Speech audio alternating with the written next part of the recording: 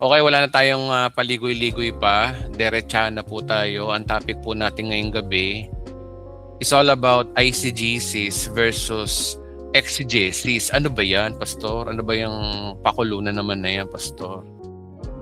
Okay, ito po ay may kinalaman sa proper na pag-aaral po. Kaya maraming mga Kristiyano ay ligaw na ligaw pag nagbabasa ng Bible kasi hindi sila aware sa kanilang binabasa. At ito nga yung tamang pag-aaral ng hermeneutics. Ito hindi lang sa mga pastor to dapat tinuturo dapat sa mga individual. Bakit? Hindi ba pwedeng ituro to sa mga nakikinig? Tapos kung makapag-aral ka man nito, may bayad. Diyos ko, may offering pa. Dito po wala. Ang mahalaga lang ho dito, tumawa lang kayo. Pwede na yun. Pwede na sa akin yung tumatawa kayo. Okay na yun.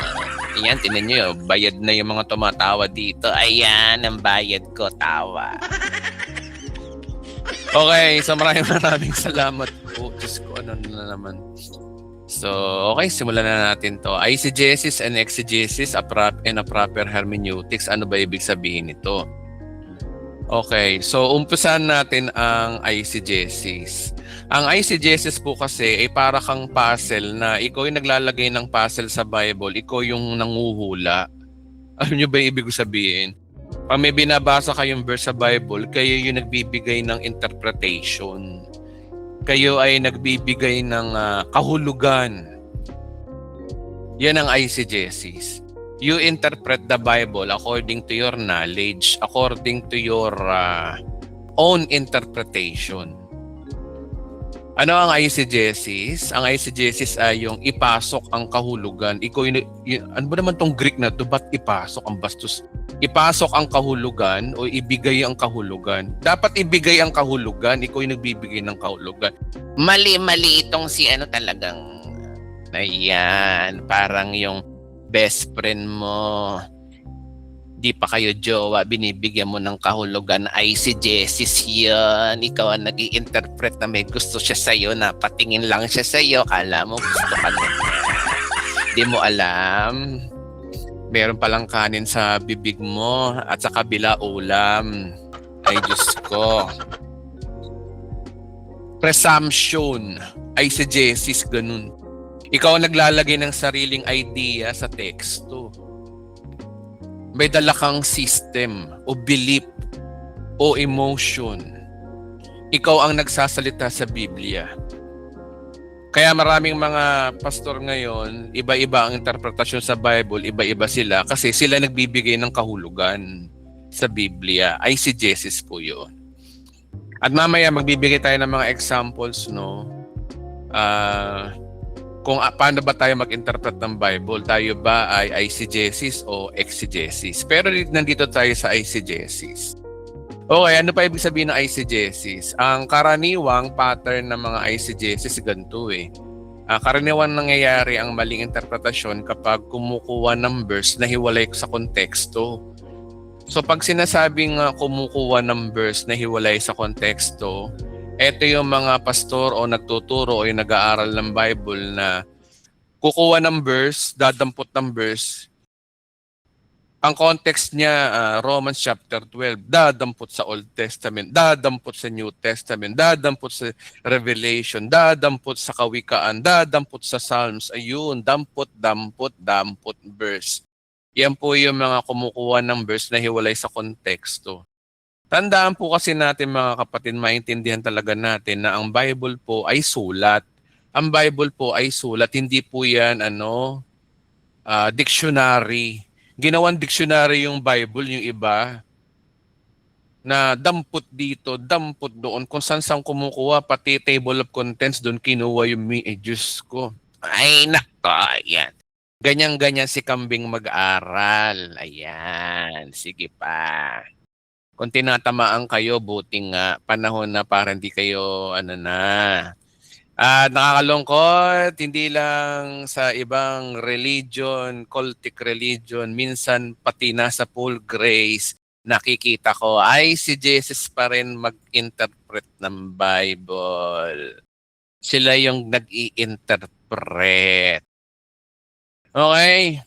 So, hindi ka dapat nag-i-interpret ng Bible. Okay?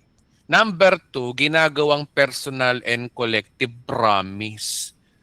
Ay, ito yung sinasabi ng Panginoon sa akin. Ang sabi sa Revelation chapter 3, verse Diyos ko, Revelation chapter 3, nag-quote doon. Yun daw yung pahayag daw ng Diyos sa kanya. O, ano problema? Emosyon. Puro emosyon, puro feeling. O kaya magbubuklat ng Bible. Panginoon, sabi mo sa akin ang mensahe mo ngayon, pagbuklat. Ayun. Ito ang mensahe ng Diyos. Ayan. Marami mga born again ganyan eh. Yung mga ibang Christian. Dampot-dampot numbers tapos sila raw ang kinakausap. Okay, yun ang problema. Collective promise. Mamaya magbibigay tayo ng mga collective promise verse. Medyo matatawa kay mamaya sa mga example natin. Okay, yung mga ginagawang absolute ang wisdom principle. Wisdom lang naman yun, metaphor lang naman yun, ginagawang batas, ginagawang, ito utos daw. Sinabi lang naman ni Pablo na ikaw, Timoteo, may problema sikmura mo, uminom ka ng konting alak. Pero sa iba, yan utos eka, yan utos daw. Yan ang mga verses na tayo ang nagsasabi na hindi naman yun yung sinasabi. Kung bukas ng Bible, hindi naman yun yung sinasabi, siya lang ang may sabi. Mamaya magbibigay tayo ng example. Nako, sa Revelation series natin. Nga pala mga kapatid, no, promote ko lang ang ating ang Book of Revelation series. Mas ma-broad to kaysa sa Katapusan ng Mundo series, promise. Mas malawak to. Ngayon, pang-apat, ginawan doctrinal ang simple na pagbati. Yung bati lang na binabati ko kayo mga iglesia ni Cristo. Aba, sinabi, yan iglesia ni Cristo ang binabanggit dyan. Kaya ang tunay na iglesia ay yung iglesia. Kasi Romans 16 verse 16. Basa tayo, basa. Romans 16. Ayan na si Kambing guys, ang mga ngaral na siya. Romans chapter 16. Ang sabi dito, magbatian kayo bilang magkakapatid kay Kristo ng banal na halik. Binabati ko kayo lahat ng Iglesia ni Kristo. Anong pangalan ng simbahan?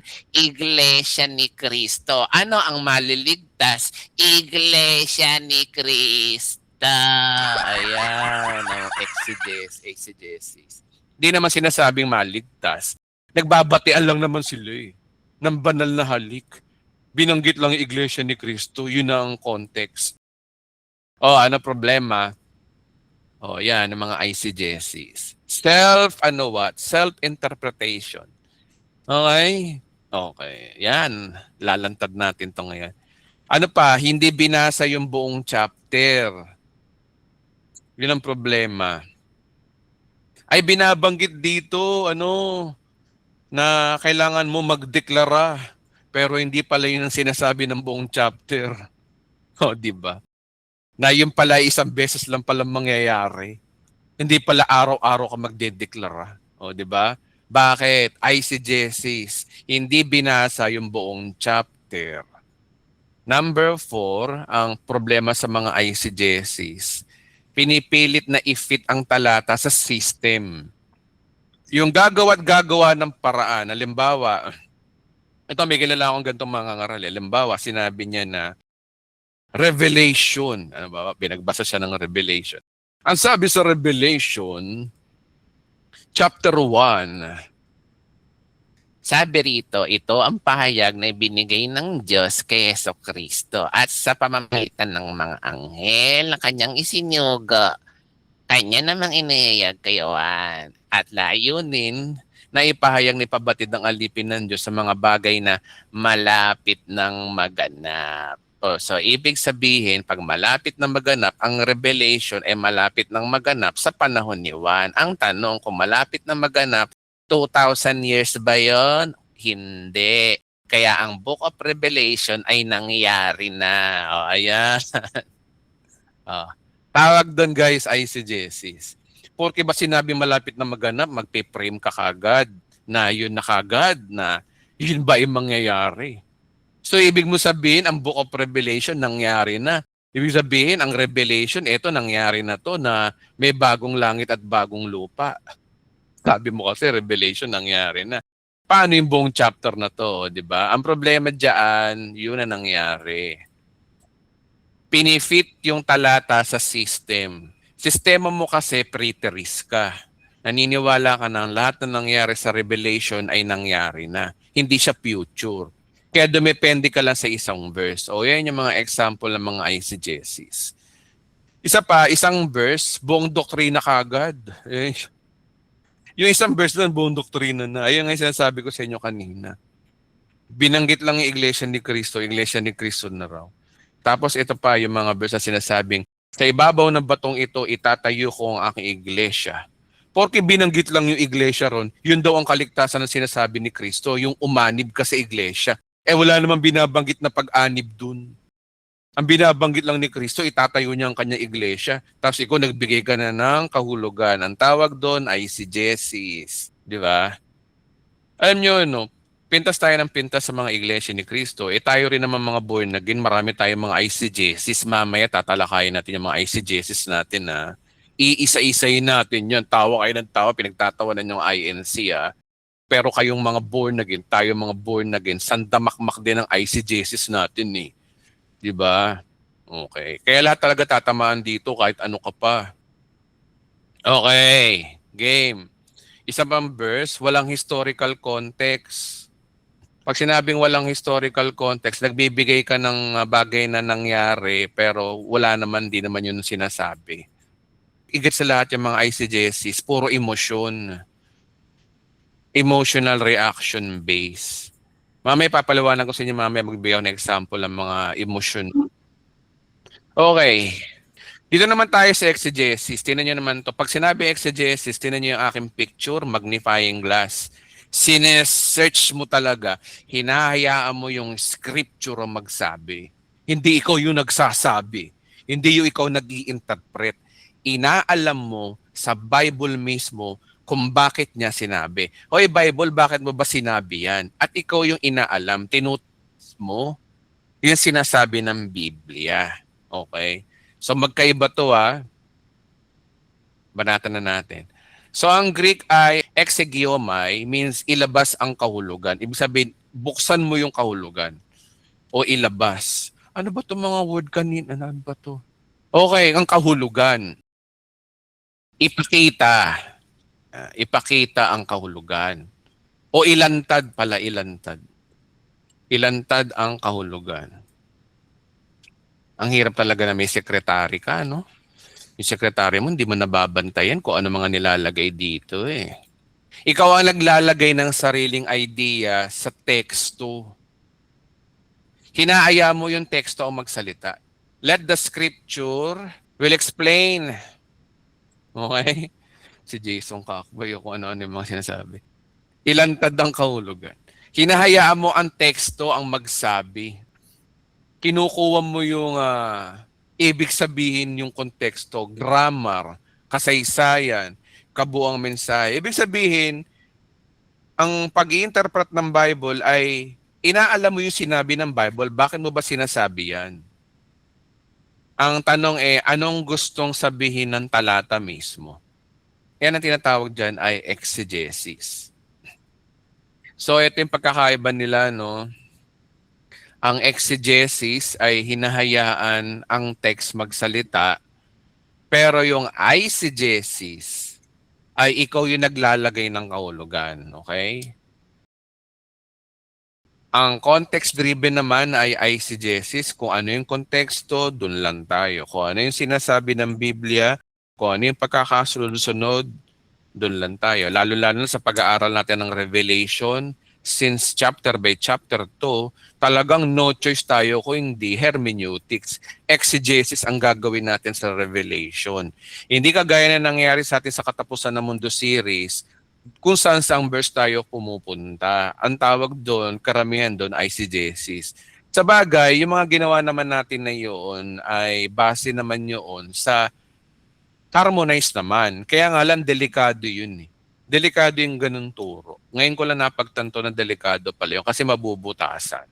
May butas siya. Hindi kagaya ng exegesis, talagang walang butas talaga to, guys.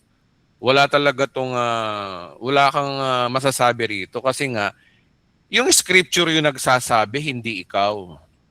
Okay? Hindi kagaya ng eisegesis, system driven. Meron ng flow chart, meron na siyang number 1, number 2, number 3, yung ikaw na nagbibigay ng kahulugan. Ang exegesis ay historical at grammatical analysis. Yung sinasabi ng Bible, ina-analyze mo. Ito ba ay past tense, present tense, or future tense? Kapag sinabing pinatawad, anong grammar nun? Pinatawad, past tense. Pinatawad. Ang tanong, hihingin ka pa ba ng tawad? Pinatawad ka na. Hindi naman sinabing patatawarin o pinapatawad o patuloy na pinapatawad. Ang sabi ng konteksto, ang sabi ng verse, tayo daw ay pinatawad. So saan tayo babagsak nun? Grammatical analysis. Pag sinabing pinatawad, meaning nun tapos na. Di ba? Pag sinabing pinagpalat, pinaburan, may pabor na ang Diyos sa iyo. Ang tanong, hihingi ka pa ba sa Diyos? Ito tanongin natin Ito malupit to, medyo marami yung aaray na pastor dito Pastor, kailangan pa ba tayo humingi sa Diyos? Kailangan ba tayo mag-pray sa Diyos? Ano ba ang sabi ng Bible? Di ba ang sabi ng Bible, pray without ceasing. At yung context nun, with thanksgiving. So, ibig sabihin, kung mananalangin daw tayo sa bagong tipan, kailangan daw ay pasasalamat na walang katapusan. Bakit kaya ganun pasasalamat at walang katapusan? Kasi iba sa bagong tipan. Sa bagong tipan, answered prayer ka na. Saan sa Bible? Ephesians chapter 1 verse 6, tayo ay pinagpala at pinaburan. Pag sinabing pinagpala at pinaburan, may pabor na ang Diyos sa iyo. Hindi mo na kailangan humingi ng pabor sa Diyos. Sabi mong sabihin, Pastor, hindi na ako mananalangin na humingi sa Diyos. Kung tutuusin nga, hindi na kailangan talaga. Alam nyo kung bakit. Kasi ang sabi sa Bible, hindi mo pa hinihingi sa Diyos, alam na ng Diyos ang hihingin mo. At sinabi sa Romans 8:28 na ang lahat daw na mangyayari daw sa atin ay nakatakda na ng lahat na mangyayari daw sa atin ay ikabubuti daw natin. So ang tanong, kailangan ba bang humingi sa Diyos? Sa tingin ko hindi na. Magtiwala lamang tayo sa sinasabi ng Panginoon na Romans 8:28 na tayo daw ay yung mangyayari daw sa buhay daw natin ay ikabubuti din natin. So ngayon, ang sagot, kailangan pa humingi sa Panginoon. Sa tingin ko para sa akin, hindi na. Para sa akin hindi na. Ngayon, kung para sa inyo, gusto nyo pa, bahala kayo. Pero maliwanag na sinasabi ng Bible na answered prayer na raw tayo, yung mga nakay Kristo Pag nakay Kristo ka na So logically, kung tatanungin mo ang Diyos, ang hiningi ng Diyos sa iyo ay hindi kahilingan, kundi pasasalamat. Kung mag-pray man tayo sa bagong tipan, pasasalamat. Pastor, ano yung sinasabi sa Bible na humingi daw tayo, humanap at kumatok? Ayan na naman tayo. Sinong kausap? Sino nagsasalita? Anong panahon? Di ba kayo na sumagot? Pero maliwanag sa bagong tipan, sa gospel ni binigay ng Diyos kay Apostol Pablo, na tayo mga Kristiyano daw, kung mananalangin daw sa Panginoon, in everything give thanks. Bakit in everything give thanks? Because we are blessed and highly favored na. Ang tanong, magde-declare pa ba? O sige nga, kung pinagpala ka na, ba't magde-declare ka pa? Ay nako, yan ang mga problema pag ICJC, ganyan ang mangyayari kapag hindi naintindihan. Pero if we carefully rightly divide the scripture, if we carefully know what is the context, kung ano yung sinasabi ng Biblia mismo, marirealize mo na, eto pala, kalayaan pala kay Kristo ang tunay na dapat mangyari sa atin, hindi yung napapako tayo dun sa nakaka-stress na panalangin, nakaka-stress na pagpapasting. Ibig sabihin, hindi na kailangan yun. Pastor, mananalangin pa nga ba tayo? Manalangin ka na may pasasalamat. Yun ang sinasabi ng bagong tipan. No. So yun ang tinatawag na context-driven, hindi system-driven ng ICJCs. Okay, so historical, check.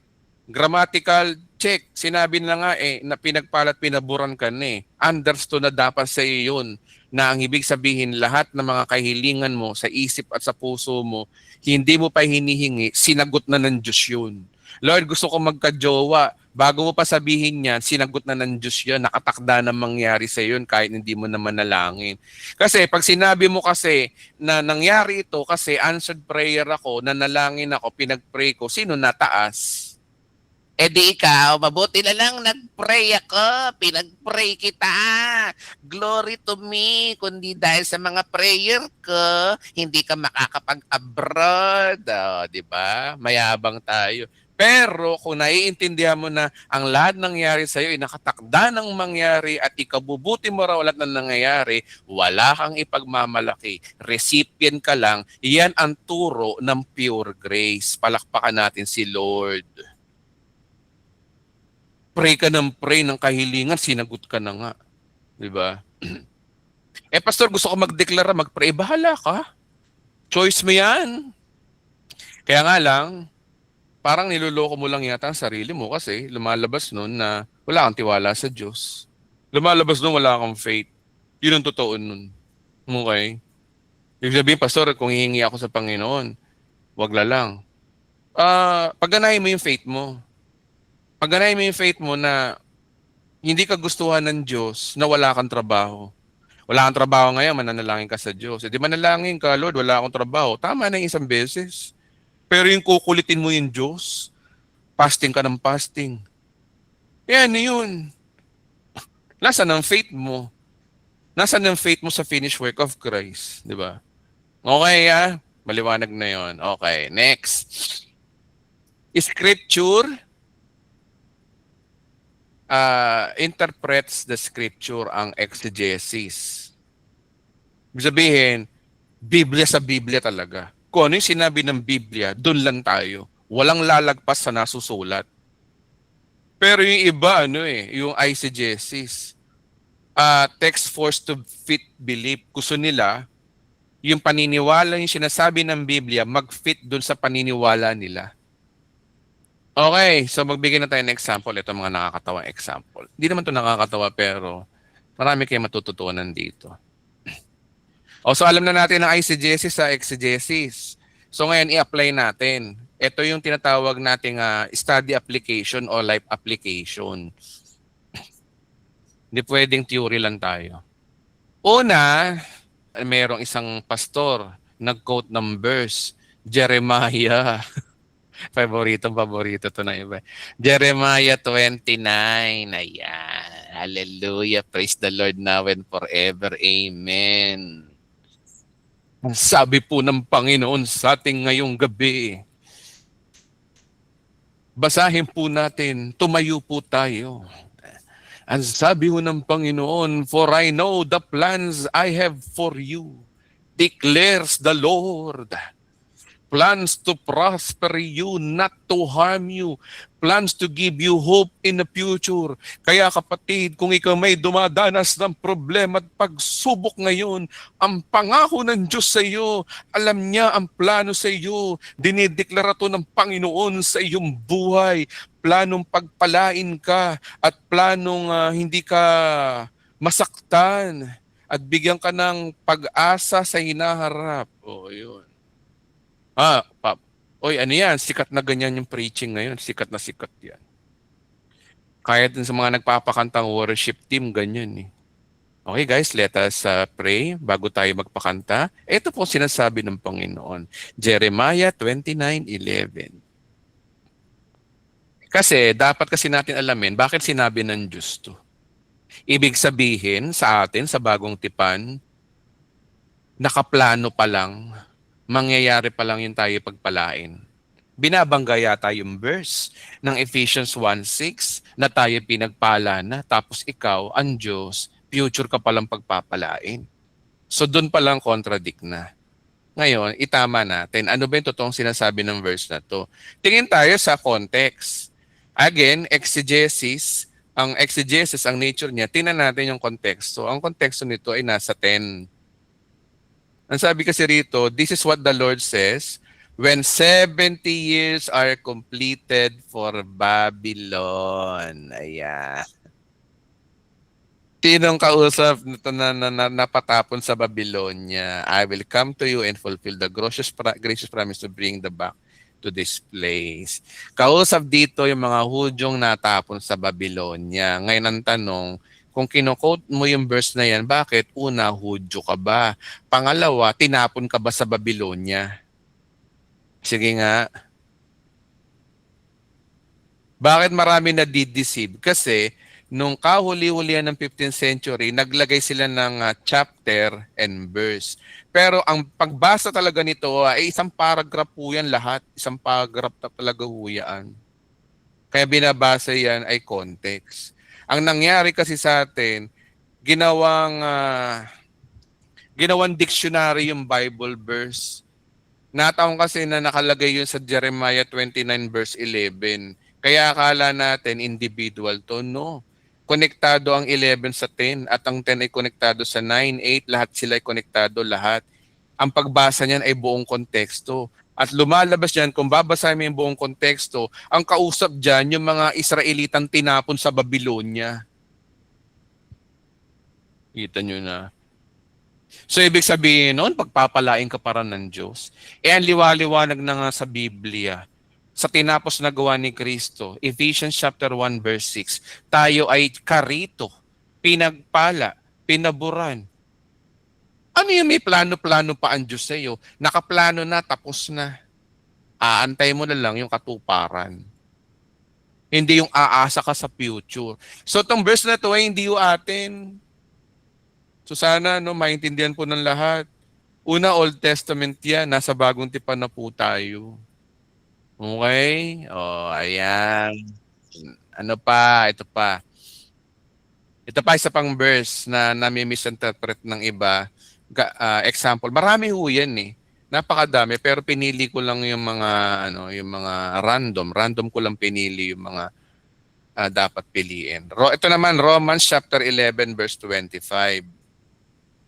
Marami nakakamisinterpret nito eh. Sabi rito, 11:25, sabi rito, no? Mga minamahal na kapatid, sino nagsasalita rito? Si Pablo. Sino kausap? Ang mga hentil, of course. Binabalaan niya ang mga hentil na pasalamat kayo sa inyo bumaling ang Diyos na dapat sa mga Hudyo muna. Yun ang pinaka-context ito. So basahin natin itong verse ito. Sabi rito, no, Romans 11:25, mga kapatid, isang hiwaga ang nais kong malaman ninyo upang hindi maging mataas ang palagay ninyo sarili. Ang pagmamatigas ng Israel ay pansamantala. Tatagal lamang iyon hanggang mabuho ang takdang bilang ng lahat ng mga hentil na lalapit sa Diyos. May mga eisegesis ganito magpaliwanag. Ayan ibig sabihin yan mga kapatid, pansamantala lang talaga ang plano ng Diyos sa ating mga hentil. Ibig sabihin yan, kapag bumaling na ang Diyos sa Israel, lumalabas niya na rapture na. O, ayan na. Kinonek sa rapture tong verse na to. Ay, nako. Ito'y nagpapatunay na ang rapture ay mangyayari talaga anytime. Pag bumaling na ang Diyos sa Israel. Ang sabi dito, isang hiwaga. Ano ba ang hiwaga? Ang hiwaga ay rapture. Rapture daw, porque may binanggit na. Rapture daw. Ang nais kong malaman ninyo upang hindi maging mapagtaas, ang pagmamatigas ng Israel ay pansamantala. Tatagal lamang ito hanggang mabuo ang bilang ng mga hentil. So makita dyan mga kapatid na ibig sabihin yan na pansamantala lang daw hanggang mabuo daw ang bilang ng mga hentil bago mag-rapture. Guys, sanang rapture dito. Kasi kinokonek nila to sa Hosea chapter 6 verse 4 na ang restoration daw ng Israel ay 2,000 taon. Tapos ito yung verse nila na pansamantala lang daw yun. So parang ang layo naman yata mga kapatid. Oh. 'Di ba? At yan yung napag-aralan natin sa KNM, pero tinan nyo ang KNM, Katapusan ng Mundo series. O, gano'n na nangyari. Ay, si Jessis. Kasi ang konteksto ho nito ay restoration ng Israel. Sabi dito, no? Mga kapatid, isang hiwagang nais kong malaman ninyo o hindi maging mataas ang palagay niyo sarili.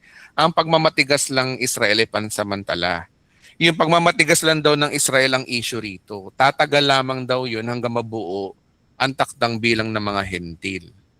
So ibig sabihin, yung mga naligtas sa mga hentil, tatagal lamang daw yun. Eh kailan mangyayari to? Sa rapture ba? Ayon sa prophecy, alam naman natin sa prophecy, ang Israel ay nagiging matigas hanggang sa pagdating ni Jesus Christ mismo sa second coming. Hindi sa rapture. Pero maraming mga nagtuturo ng eschatology, ginagamit to. Ang sinasabi nila, konting bilang na lang, magra-rapture na. Guys, walang connection ng rapture dito. O sige, basahin natin sa 26. Baka may rapture. Kapag nangyari yun, maliligtas ang buong Israel tulad ng nasusulat. Magmumula sa sayo ng tagapagligtas. Papawiin niya kasama ng lahi ni Jacob.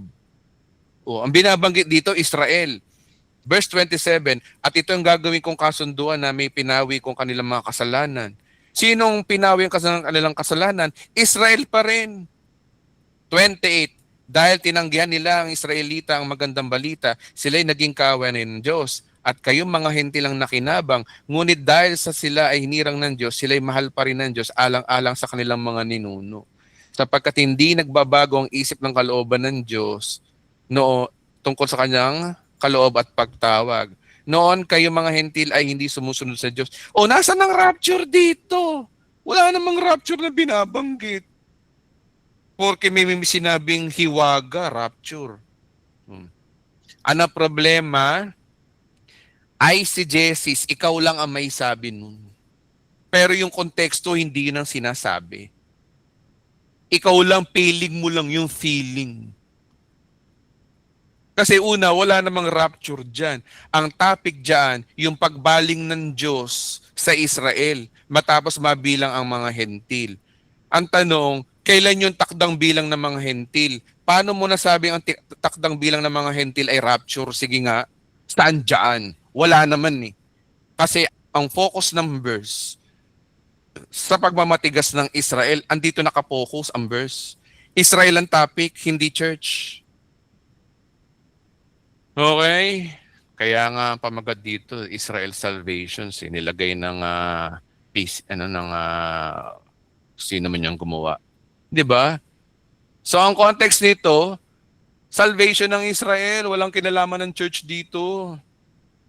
Sinusumbatan lang ni Pablo yun na, hoy kayo mga hentil, huwag kayo masyadong magyayabang-yabang kasi kung tutuusin nga, yung Israel nga paborito ng Diyos eh. Natakwil. Lalo na kayo, mga ano lang kayo, mga salimpusa lang kayo. Yung kasi ang pinaka-context dito. Saan yun, Edwin? Ito.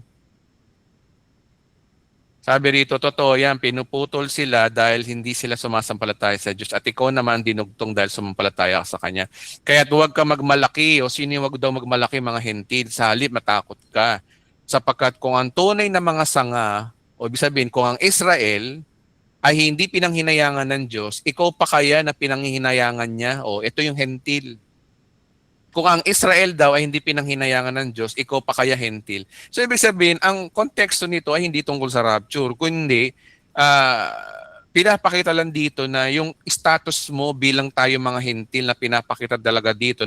Na totoo yung sinasabi ni Christ na tayo ay parang parang yung babae na hindi man nakakain sa hapagkainan ni Kristo, kahit yung mumulang ang pulutin, pwede na sa kanila. Yun tayo mga hentil.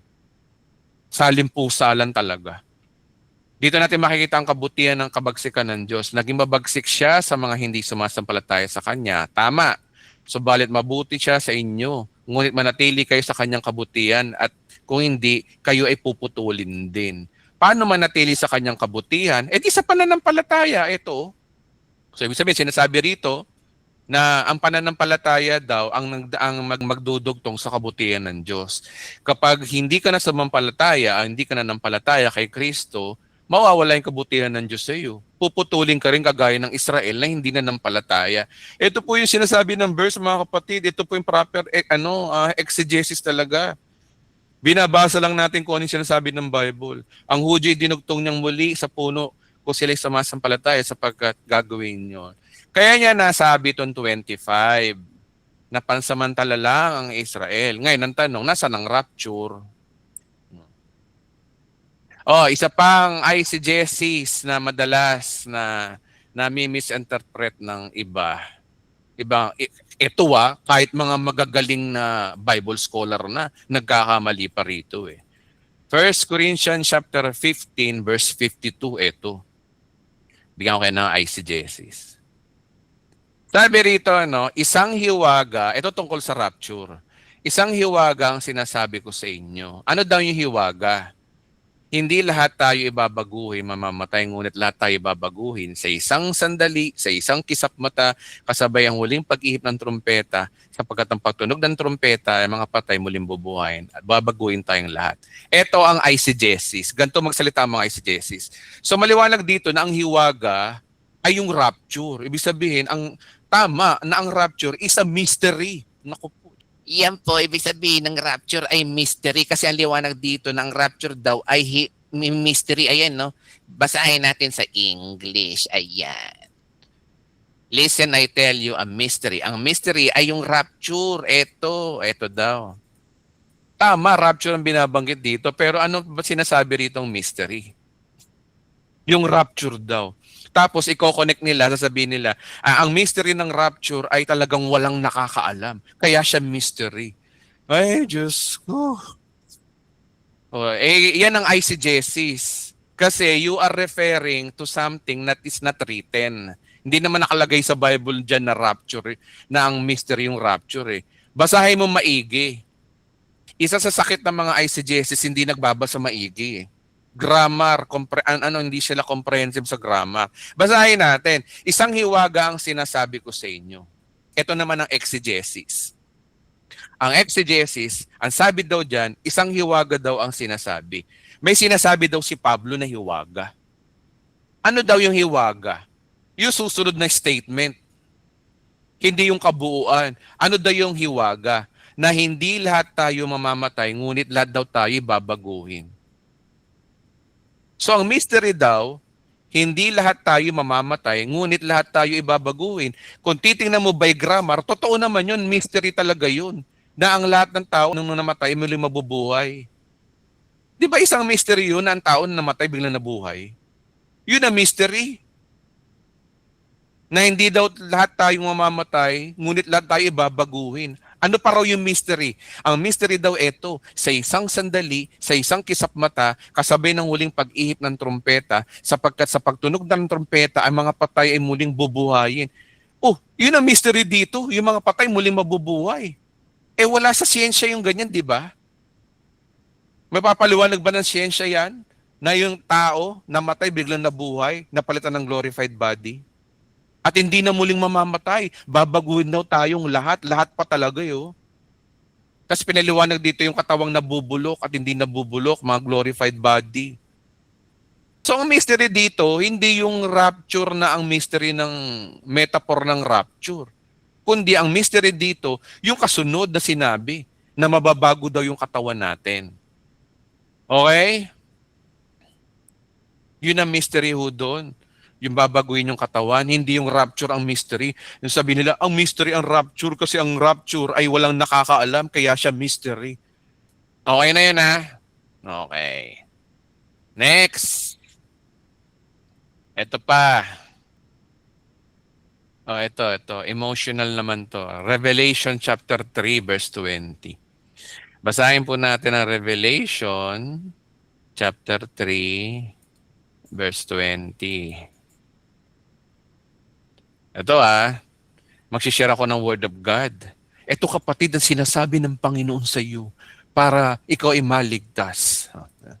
Revelation 3:20, nakatayo ako at tumutuktok sa pintuan. Kundi rin gininuman ng aking tinig at bubuksan ng pinto, papasok ako sa kanyang tahanan at kakain kami magkasalo. So ibig sabihin po ng mga kapatid ng verse na ito, na ang Panginoong Yesus sa oras na ito ay kumakatok sa puso mo. Ibig sabihin wala siya sa puso mo ngayon. Maaring sa panahon na ito ay punong-puno ka ng kaisipan ng sanlibutan, mga gawaing sanlibutan. Pero ito ang magandang balita, ang Panginoong Hesus ay kumakatok sa iyo ayon sa verse na yan. Ay, Diyos ko, yan ang exegesis. Una sa lahat, ang tamang exegesis naman dyan, sinong kausap? Sinabi dito na ito ay iglesia ng Laodicea. Address sa mga believers. O sabihin na natin na ang Laodicea is a church. Believers po yan. Ang konteksto po niyan ay restoration ng fellowship, hindi initial ng salvation. Okay? Kung babasahin mo ito, no, buong ano na to, Laodicea, nalalaman mo mga ginagawa mo. Hindi ka malamig at mainit, higit ka mainit malamig. Susuka kita. Sabi mo ikay mayaman. So, ibig sabihin, may problema sa relationship ang church na to sa Panginoon. Bumili ka sa akin ng puting damit. Oh. Sinasaway ko, pinapalo ang lahat ng mga hindi aking minamahal, kaya magrepent ka. Oh. Sinong kausap? Believers. Kaya pagdating ng 20, si Kristo nakatayo at kumakatok sa puso mo. So, sinong kausap? Believers, hindi unbeliever. Di ba? Simple, wala nang palipaliwanag. Bakit? Kasi nagbasa tayo ng context ayon sa context. Isa pang verse. Ito pa. First John. Ayan. Ito Ito ay problema to. First John chapter 1 verse 9. Subalit kung ipapahayag natin sa Diyos ang ating kasalanan, maaasa nating patatawarin tayo ng Diyos sa mga ito at lilinisin tayo sa lahat ng ating kasalanan, sapagkat siya'y tapat at matuwid. So maliwanag po dyan mga kapatid, na kung ikay nagkakasala, humingi ka ng tawad sa Diyos araw-araw, minuminuto kung tutuusin, kung nagkakasala ka. Kasi ang sabi ho dyan, kung ipapahayag lang natin ng ating mga kasalanan, siya ay tapat at banal at handa tayong patawarin, lilinisin niya tayo. Ayun. Ginawan janitor si Lord pag nagkakasala, tagalinis. Okay? So ano problema dyan? Ang tanong, unbeliever bang kausap dyan o believer? So ibig sabihin, tinuturo dyan na humingi ka ng tawad sa araw-araw. Pero ang liwaliwanag sa Hebrew chapter 9 verse 12, tingnan nyo na, kung hingi tayo sa Diyos araw-araw ng kapatawaran sa ating tuwing tagkakasala tayo, di may babanggang verse. Ang verse na ito ay ito, Hebrew chapter 9 verse 12. Sabi sa Hebrews chapter 9 verse 12, ito minsan lamang pumasok si Kristo sa dakong kabanal-banalan at ito'y ano daw? Tapat na. Hindi dugo ng mga kambing at guyang kanyang hinundog, kundi ang kanyang sariling dugo, para mapatawad tayo sa ating mga kasalanan hanggang kailan daw? Magpakailanman. Kung magpakailanman, tapos hingi ka ng tawad sa Diyos araw-araw, nasaan na magpakailanman doon? Ibig sabihin, kailangan pa siya ipako sa krus uli. So may problema sa verse na to. Kaya nga lang, Pastor, kasi nakalagay nga kung ipapayag natin ang ating mga kasalanan. And problema kasi, una, Tagalog yung binasa mo. Tingnan mo sa English, sa King James, sa malapit doon mismo sa Greek. Ang sabi rito, if we confess our sins. Ang tanong kasi rito, anong sins to na i-confess mo? Kasi, ayon sa Bible, may dalawa kasing translate ang sin, hamartia at hamartano.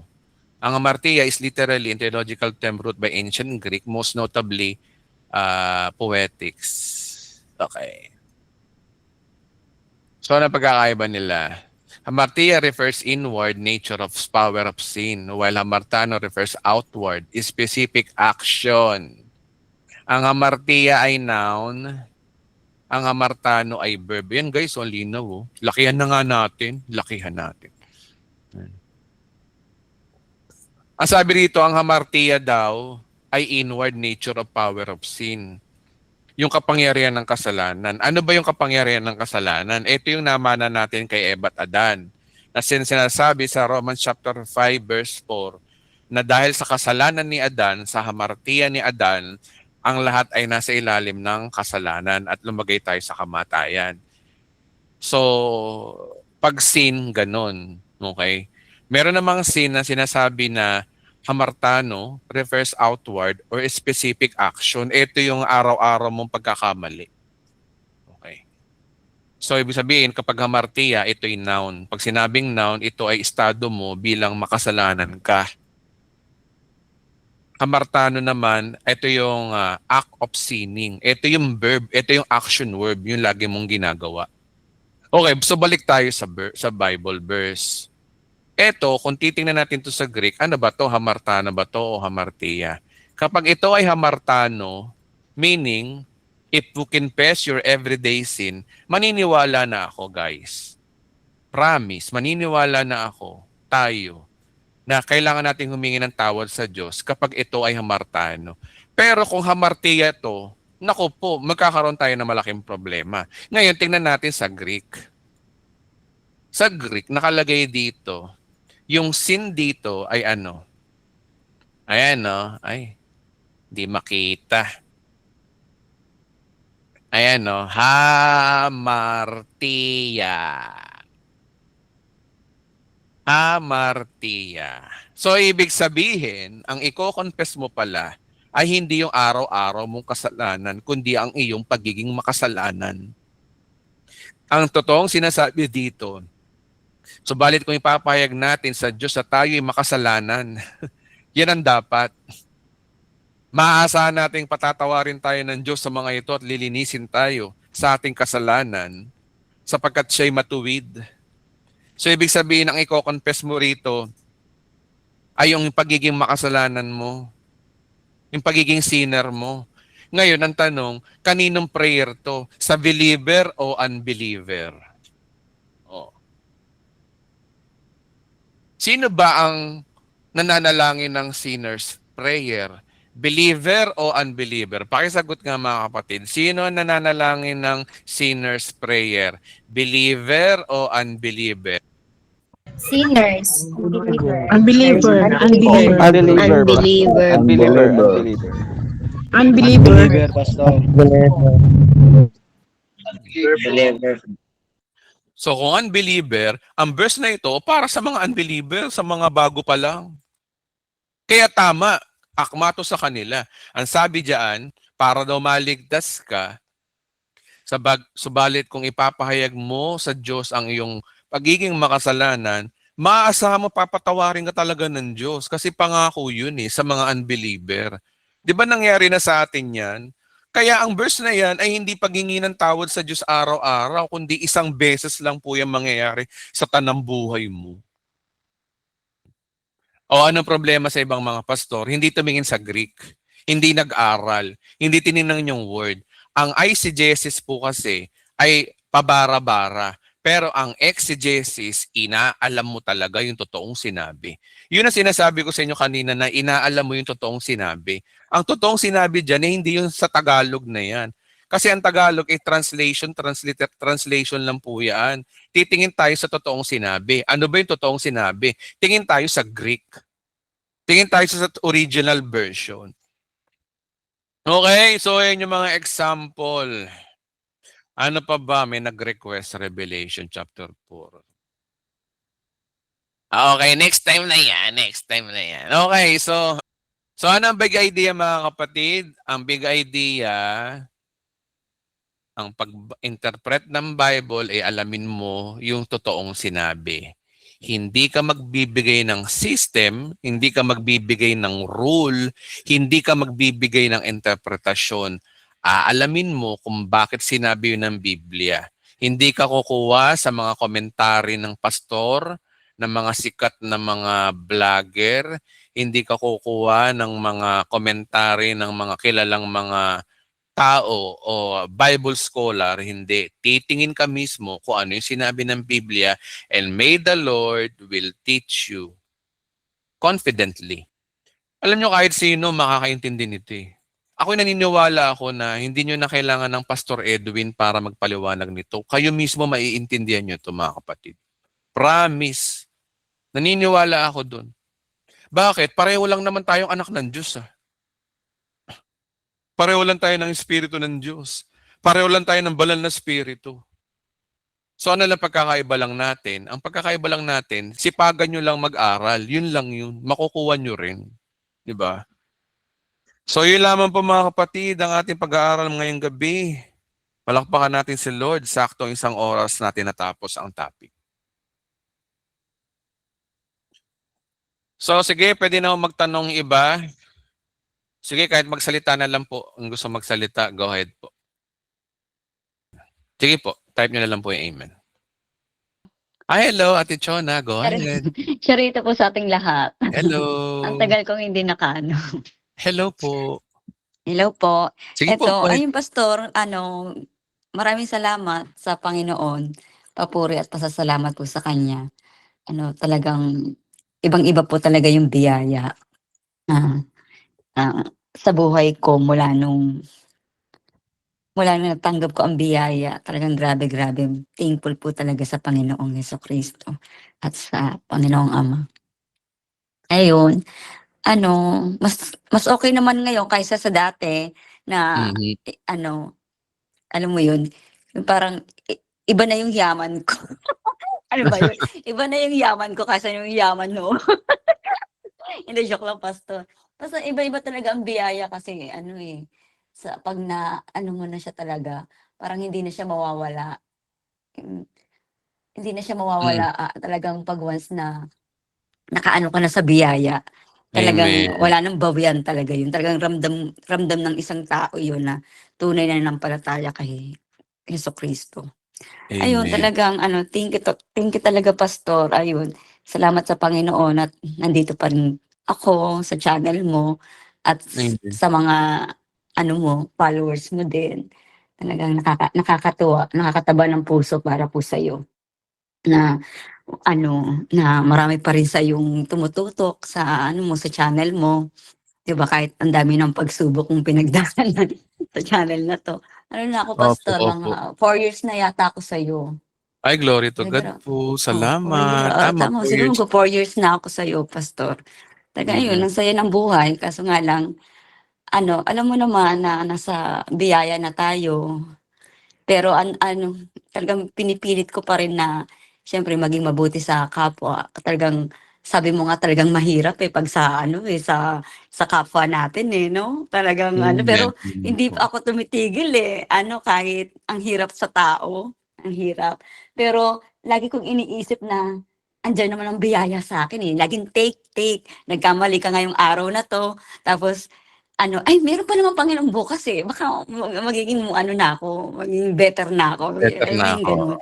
gano'ng mindset. Talagang salamat, nakakatuwa po ang Panginoon. Talagang laging nagpapalakas ng loob. Ano man ang buhay ko sa ngayon kaysa sa noon. Ayun. Tapos pastor, yun nga, salamat sa'yo. Salamat. Andiyan ka lagi. Andiyan ka Ay, glory lagi. to Hindi ka Glory to nagsasawang God. mangaral sa amin ng tinapos na gawa ni Jesucristo. Tapos Amen. nagpapayo ng mga para maging mabuting tao kami, para yung magbunga kami, alam mo yun. Kaya maraming salamat sa iyo, pastor. At ito nga po pastor, kaya ako nandito ngayon kasi Mhm. meron tayong isang nakikinig ngayon na Opo. si Sister Kay Jackie Nakane. Nakwento niya sa akin kasi chinat ko siya. Kasi yung nakaraan yata, nakita ko siya nag-ano sa'yo, nagtatanong sa'yo. Kaso lang, hindi mo yata siya nabasa. Tapos chinat ko siya, sabi ko, sister, baka parang may tanong ka nung nakaraan na, sabi ko sa kanyang ganon. Sabi niya, Opo. oo meron kasi kaso lang nahihiya ako. Ayan, dyan po siya, nakikinig po siya ngayon. Opo. Si Kay Jackie Nakane. Ayun. Nasa Opo. Pilipinas po siya ngayon. Ay. Tapos, ang tanong niya po ganito, pastor, nahiya po kasi siya. Shoutout po ate, sister. Opo. Sige po. Ito, ang sabi niya sa akin, uma-attend daw po siya ng CCF na Opo. church. Tapos po, doon po ginaganap sa bahay niya. Siguro Mhm. nagba-Bible study sila. Mhm. Tapos ang tanong niya doon, yung pakikinig niya dito sa'yo, sa channel Mhm. mo, hindi niya daw po nakukuwento sa mga ka-sister niya. Mhm. Ako naman, wala pa akong sinasagot sa kanya. Gusto ko kasi sa'yo manggagaling yung mo. Gusto ko sa'yo, pastor, ayon sa Mhm. Biblia. Ayun, yun lang, pastor. Kung nagkakasala pa ba siya? Kasi hindi niya daw kinukwento, hindi niya sinishare na nakikinig siya sa'yo sa channel mo ng About sa Biyaya. Ayun, yun po, pastor. Opo. Po. Andyan po siya, nakikinig po siya si ate, si sister, kay Jackie Nakani. Sige po, sagutin po natin. Pero Sige maganda po. pero maganda siguro, Ate Chona, tawagin ko na siya ngayon. Sige, baka siya, kasi nahihiya daw siya. Sige po, tawagan mo po Sige yung po, name po niya. sige po, tinatawagan ko po si Sister Kay ba yan? Sister Kay, go Okay, ahead, magsalita Jackie. po kayo. Kay Jackie, go ahead po. Huwag po kayo mahiya. Sige, di bali, kung nahiya siya, sagutin ko lang yung tanong niya. Sige Ang po. tanong kasi ni Sister, kung nagkakasala ba siya? Pag hindi niya nasi-share ang Word of God sa ganun. Ay, hindi naman ho ganun ng Diyos. Wala hong sinasabi ang Biblia na kapag hindi ka nag-share ng Word of God, ay isusumpa ka na ng Diyos o ay nagkakasala ka. Ang kadalasan lang po nagsasabi ho ng mga yan, mga pastor po minsan, na lagi nilang kino-quote yung ICJSIS nilang paliwanag na go ye therefore and make disciple and tsurba-tsurba. Tapos, hindi raw tumutupad sa Great Commission na ipangaral ang salita ng Diyos. Wala po sa Bible po noon na nagkakasala kapag hindi ka nag-share ng Word of God. Hindi po totoo po yun. Hindi, inahamon ko kayo. Saan po sa Bible po, na pag hindi ka nag-share ng gospel ay nagkakasala ka? Wala naman pong ganun. Ngayon, ang tanong, kapag ba nag-share ka hindi ka nag-share ng Word of God, ano ang magiging consequence nun? Ang consequence lang naman nun, hindi mo na-share ang Word of God, pero mahal ka pa rin ng Diyos. Pag na kay Kristo ka na, kaya liwaliwanag kasi, magbigay nga tayo ng verse. Ito yung babagsak sa verse liwaliwanag naman kasi, tayo mga Kristiyano, ganito raw. Sabi dito, no, hindi na tulang maparusahan ang tao nakipag-isa kay Kristo Jesus. Linaw-linaw. Sabog kagad, Mabigat yung verse na yan. Ang mga na kay Kristo Jesus daw, hindi na raw pinaparusahan. Wala na raw kaparusahan. Ngayon, ang sabi ng pastor, pag hindi ka raw nag-share ng Word of God, paparusahan ka raw. Saan sa Bible yun? Pangalawa, ano tong verse na to? Pag na kay Kristo ka na raw, hindi ka na raw paparusahan. Kaya ang sagot natin doon, kapatid, kung hindi ka pa nakakapag-share ngayon, take your time. Ang sagot ng Diyos, take your time. Hindi siya offended. Mahal ka niya, pinatawad ka na niya noon pa. Don't make yourself guilty, no? Kung masyadong hindi ko totoo yun, huwag kayong maniwala sa mga sabi-sabi. Doon tayo sinasabi ng Biblia. Ang sinasabi ng Biblia, hindi ka na raw paparusahan. Kahit ano pang gawin mo, hindi ka na paparusahan kapag na kay Kristo ka na. Okay. Wala magagawa natin. Yung sinabi ng Bible, hindi wala na rin kaparusahan ng na kay Kristo. So ano paniniwalaan natin? Emotion natin? Interpretation natin? O yung exegesis na paraan ng pag-aaral ng Biblia, where kitang-kita na sa mga mata natin. Hindi lang tayo dapat nagbubulag-bulagan, ang mga na kay Kristo na raw ay wala na raw kaparusahan. So Sister Chona, yun ang masasagot ko sa kanya, kapatid. Okay po, pastor. Ayun, nakikinig naman po siya eh. Ayun, at least sa'yo po nagmula yung bilang isang nangangaral sa amin. Ayun, alam ko naman siya. Matagal na rin daw po siya eh. 3 years na rin po yata siya. Pero yung pagpasok niya po dito sa sa Google Meet, parang siguro lately lang siguro. Ewan ko lang po. Lately lang, opo. Okay lang po. Mm. Ate Chona, Ayun. salamat po sa inyong buhay na Oo. isa sa mga follower natin dito na syempre bilang naman pastor, bilang mangangaral, nakakataba naman din ng puso pag may naririnig akong ganyang mga patotoo na syempre nagkakaroon lalo ng tawag dito, ano ba yun? Nagkakaroon ng kahulugan yung buhay ko rin kahit papaano sa mga sinasabi niyo. So salamat din po sa inyo at magpapatuloy pa rin ako mangangaral hanggang sa pagdating ng ating Panginoon. Salamat din po. Glory to God po, Pastor. Ayun. Grabe, grabe. Grabe pa salamat sa Panginoon. Amen. Okay. Salamat po. Sa ulitin po. Salamat Thank you po. po. Okay, so 9:16, type na lang po yung amen ha, tawagin ko kayo. Sige, si Jennifer Abejo. Thank you, Pastor. Naririnig po ako clearly. Yes po, loud and clear Apo. po. Thank you po. May tatanong po ako, Pastor, kasi regarding po sa pinag-aaralan po natin na eisegesis and exegesis. Kasi meron po akong inaatinan na church. Yung pagtuturo po kasi ng pastor is ano siya, eisegesis.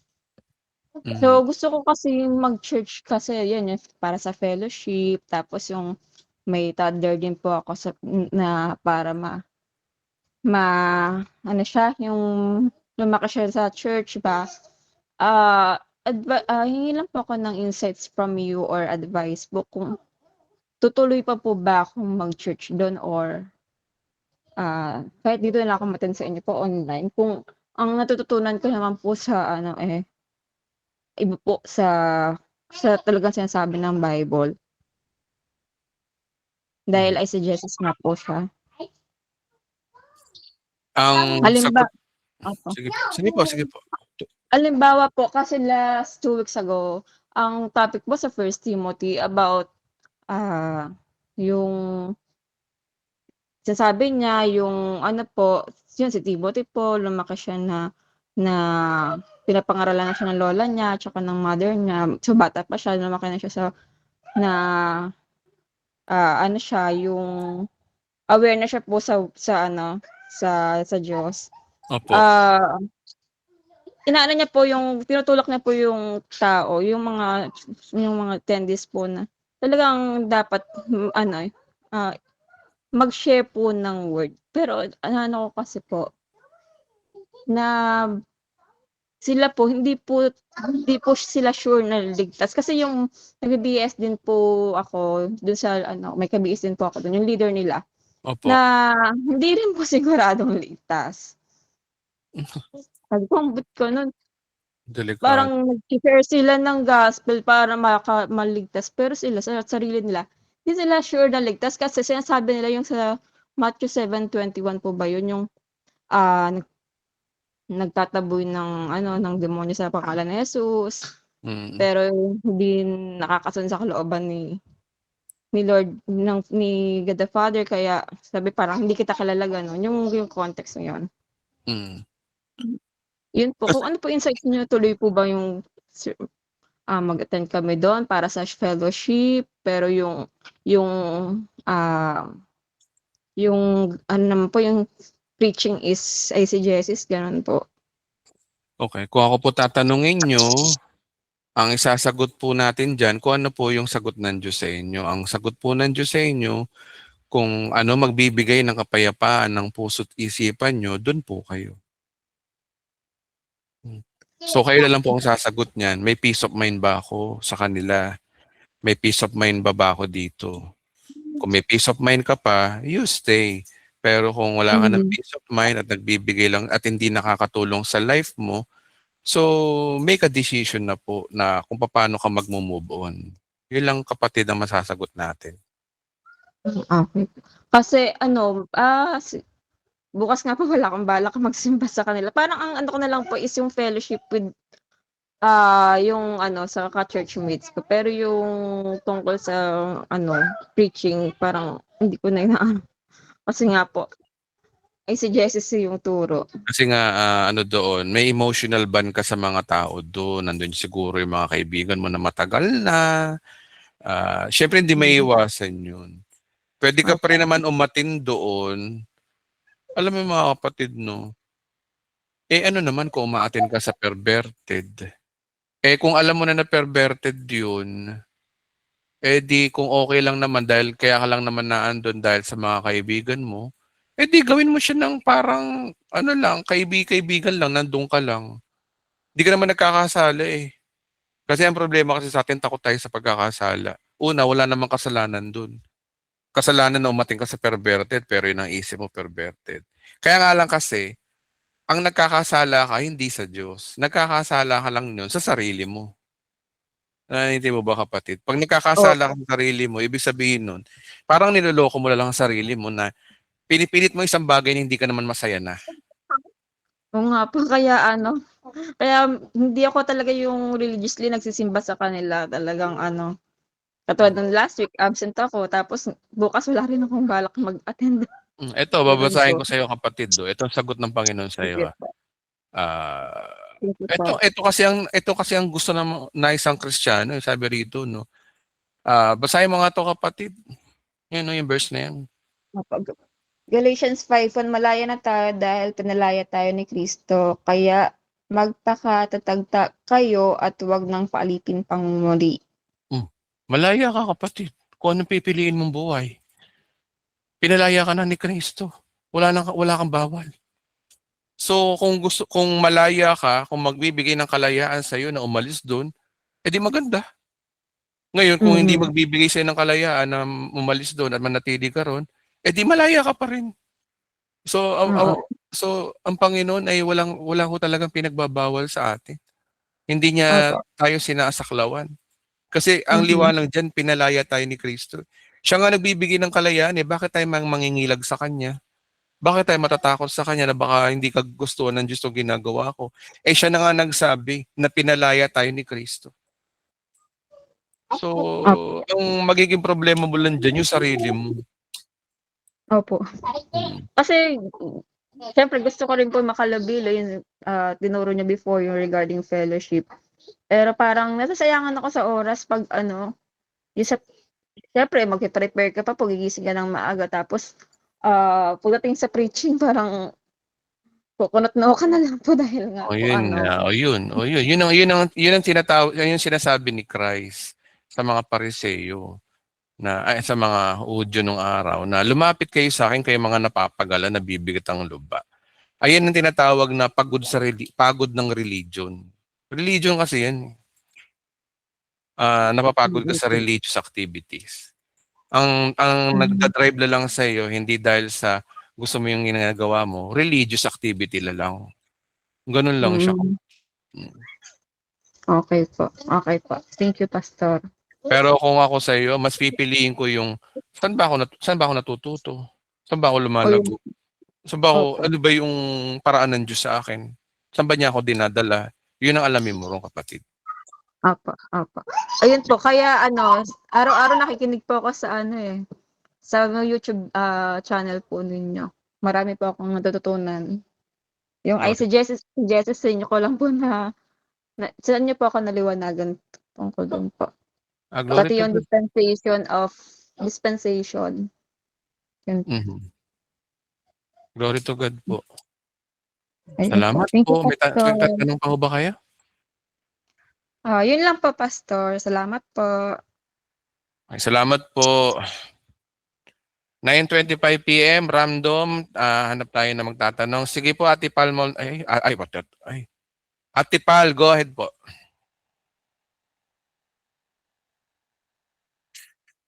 Hello, good Yun, evening sa Palmo. lahat, guys. Ay, ikaw pala yun. Sige, go. Sige, kapatid, go ahead po. Kambing na may topak. Pastor, tanong ko po. Bilang mananampalataya, kailangan ba nating yung magdeklara araw-araw? Like may gusto ako, Lord, gusto ko ng bagong cellphone. Tapos idadeklara ko siya everyday. Biblical ba 'yun? Kaya it needs declaration by faith. Kasi di ba by grace tayo. So lahat ng bago mo pahingin sa Panginoon, alam na niya, di ba? Pero kailangan magdeklara, parang ganun. Okay, sige, salamat kapatid. So, kailangan pa ba magdeklara? Ito yung mga madalas sa topic na controversial. At naitopic na rin to ni Did You Know? Nandiyan ba siya si Did You Know? Nandito, tinanong ko, nandito siya. Ay, sagot ka nga ate Kuya Harold. Kuya Harold, nandiyan ka ba? Wala yata. Okay. Okay, so panoorin niyo yung vlog niya, no, ni Did You Know? Okay, so sagutin natin to in the light of an essence of purong biyaya. Tandaan niyo mga kapatid, ano ba ang gospel ni Pablo? Ang gospel ni Pablo, ito eh. Babalik at babagsak pa rin tayo sa gospel. Ano ba yung sinasabi? Gospel of what? Sabi rito, no? Ang gospel ni Pablo ay ito, NIV. However, I consider my life worth nothing to me if I only may finish the race and complete the task of the Lord Jesus has given me. The task, ano daw? The task of testifying yung gospel of God's grace. Pag sinabing gospel of God's grace, biyaya talaga. Ang mensahe mo lagi ay puno ng biyaya. Pag puno ng biyaya, ibig sabihin, ang biyaya ay biyaya ng Diyos. Lahat ng meron ka ay biyaya ng Diyos sa iyo. Okay? So, ibig sabihin, kung ang lahat ng meron sa iyo ay biyaya ng Diyos, walang galing sa iyo. Lahat ay biyaya ng Diyos. Lahat ng dumadating sa buhay mo ay biyaya ng Diyos. Una, yung kaligtasan mo, biyaya ng Diyos. Ephesians chapter 2 verse 8 to 9, tayo ay naligtas dahil lamang daw sa sa ating pananampalataya, so magitan ng kanyang biyaya. Regalo ang kaligtasan, hindi galing sa iyo.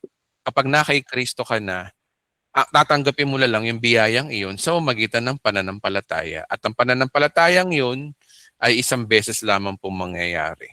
Kasi ang pananampalataya ay nangyayari saan? Sa panahon na ikaw ay tumanggap kay Kristo. Tinanggap mo yung kanyang sukdulang biyaya. At ang pananampalatayang iyon ay hindi deklarasyon. Ang pananampalatayang iyon ay pagtanggap sa puso mo na nananampalataya ako sa tinapos na gawa ni Kristo. Okay. Okay. Next naman ay hindi rin galing din sa iyo yung pagiging matuwid mo, pagiging banal mo. So kanino galing? If Filipos chapter 3 verse 9, ang aking pagiging matuwid ay buwat sa Diyos sa pamamagitan ng pananampalataya, hindi sa pagsunod sa kautusan. Basa 3:9, di ba? So maliwanag dito, RTPB, ang aking pagiging matuwid ay hindi sa pamamagitan daw ng pagsunod sa kautusan o kautusan ng Diyos, kundi sa pananalig kay Kristo. Kaya ang pagiging matuwid mo ay kanina na naman galing. Buhat na naman sa Diyos, hindi galing sa iyo. Hindi sa performance mo, sa kabait-baitan mo, kape-pray mo, kakapasting mo, kakadasal mo, kakaluhod mo, kakasunod mo sa Bible. Hindi, ang pagiging matuwid mo ay buhat sa Diyos, hindi galing sa iyo. Kaya ka naging matuwid sa mata ng Diyos dahil lamang kay Kristo, sa pananalig kay Kristo. So nakadalawa na tayo, ang kaligtasan ay pananalig dahil kay Kristo, ang pagiging banal mo ay pananalig kay Kristo. Pangapat, pangatlo, yung pagpapatawad. Maliwanag na sinasabi sa Hebrew chapter 9 verse 12 na tayo pinatawad forever.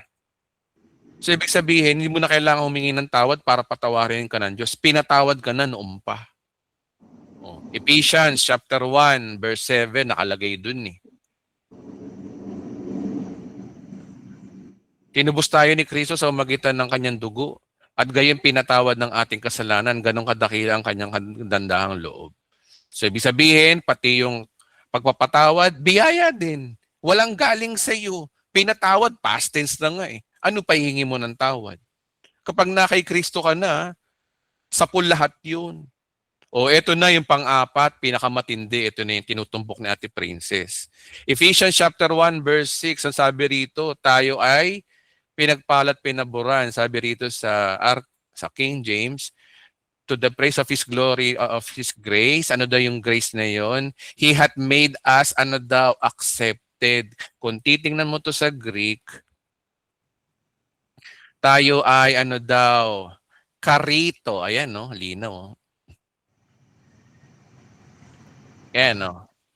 Charito or karito. Pero ako mas binabanggit ko yung karito kasi yan ang tunay na Greek. Modern kasi yung charito. Pero ang totoong sinabi dyan, karito.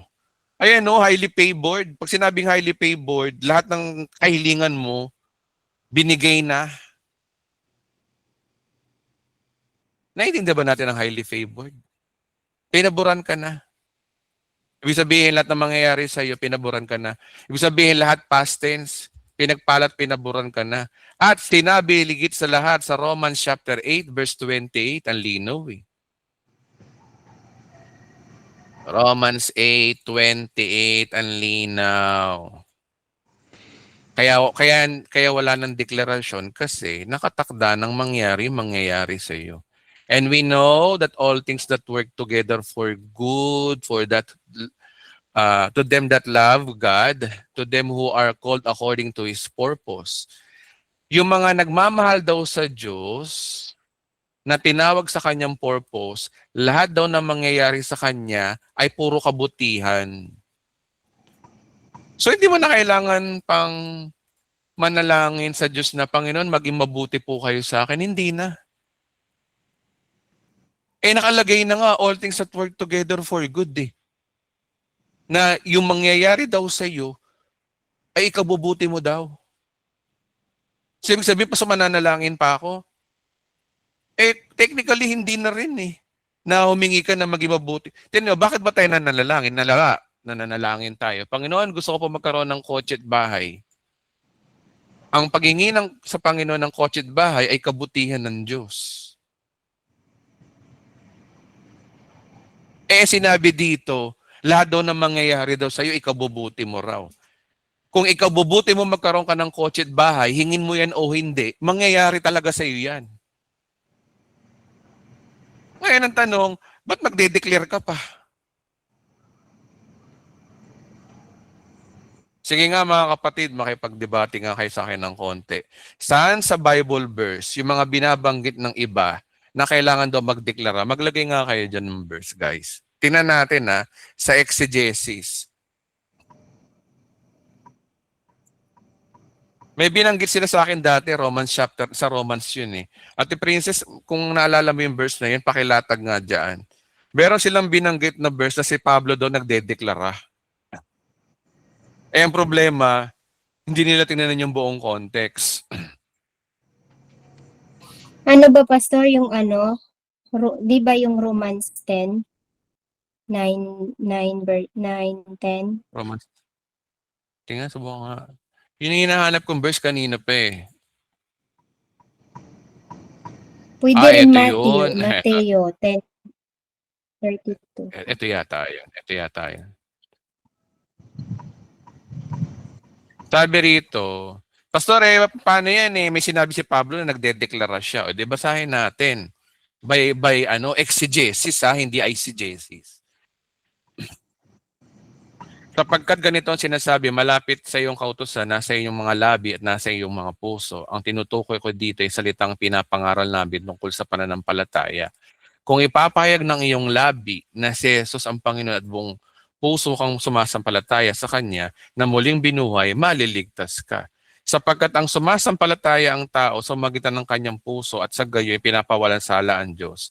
Nagpapahayag naman siya sa magitan ng kanyang labi at sa gayo'y naliligtas.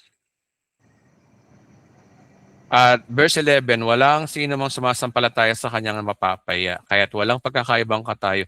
Pero nabanggit dito guys, yung sinasabi rito na kung ipapahayag ng iyong labi. Ayan pastor, kailangan mo talagang magpahayag. Oo, tama. Yan ang sinabi ng Bible eh. Pero ang tanong, sinabi ba dyan araw-araw? Kasi sabi nila, Pastor, hindi ka na magde-declare. And sabi dito, kung ipapahayag ng iyong labi na si Jesus ang Panginoon buong puso kang sasampalataya, maliligtas ka. Tapos sasabihin mo, hindi mo kailangan magpahayag. Sinabi ko bang hindi mo kailangan magpahayag? Ang sinasabi natin dito, yung araw-araw kang deklara ng deklara, pag tinoyo ka, magdedeklara ka. Sinabi ba dyan araw-araw? Actually, kung titingnan mo to by context, tumutukoy ito sa salvation. Kailan ka ba naligtas? Ilang beses ka ba tayo Mga kapatid, ilang beses ba tayo naligtas? Maraming beses ba o isang beses lang? Pakisagot nga mga kapatid. Marami o isa? Isang Isa beses lang lang po. po. Alam po, Man Pastor. po. Isa lang. Isa lang po. Hindi pwede dalawa. Once. Ang kapatawaran ni Kristo once. Ang sabi sa Hebrew chapter 9 verse 12, once, isang beses. Kaya ito'y tumutukoy sa isang beses lang. Una, walang sinasabi rito na mahayag ka araw-araw. Wala. Bali-baligtarin mo yung verse at chapter na yan. Wala kayong makikita dyan. Ang binabanggit lang dyan, eto. Kung ipapahayag ng iyong labi na si Jesus ang Panginoon at buong puso kang sumasampalataya, kailan mangyayari ito? Sa panahon na ikaw ay nanampalataya kay Kristo, sa panahon na tinanggap mo ang kanyang covenant. Tapos noon na mangyayari sa iyo, yung isang beses na deklarasyon na yon, wala na, tapos na. Ligtas ka na. Wala ka nang dapat pang idagdag. Panampalataya na mo, ligtas ka na. Dahil sinabi na nga yun, covenant na nga ng Panginoon sa iyo yun. At yung susunod na araw mo ay Romans 8:28. Mula sa araw na yon, lahat daw na mangyayari daw sa iyo ay kabubuti mo. Panginoon, magdedeklara ako, I declare today na ako ay makakahanap ng trabaho. Nakahanap ka ng trabaho. Sino na-glorify? Di ikaw, mabuti na lang, nag-declare ako. Sino nataas? Ikaw. Kaya delikado yung ganun turo, guys. No? Sabihin mo, nagde-declare ka. So sabihin mo na, mabuti na lang nag-declare ako. Kundi hindi nangyari. Sino nataas? Ikaw. Pero kung sasabihin mo na ang lahat ng itong nangyayari sa akin ay kalooban ng Diyos, mag-declare man ako o hindi, nakaplano na, sino nataas? Si Kristo. Kasi Romans 8:28 ang linaw na nakaplano na. Pero kung sasabihin mo na nababago ang sitwasyon, may sakit, yung pinapanalangin mo, may sakit. I declare na gumaling ka in Jesus' name. Hindi gumaling. Patay. Namatay. O paano yan? Pastor, kala ko ba pa nagde-declare tayo, gagaling. Tapos magpapalusot ka. Kung anong papalusot mo ron.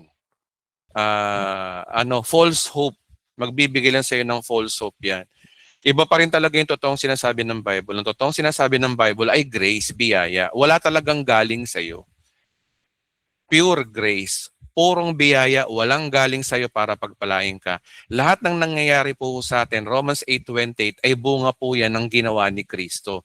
Kaya kung ano man yung mga pinagdadaanan nyo po ngayon, pabor man sa inyo o hindi, pagpapalain pa rin kayo ng Diyos. Dahil sa Dahil ito'y nakaplano na, Romans 8:28.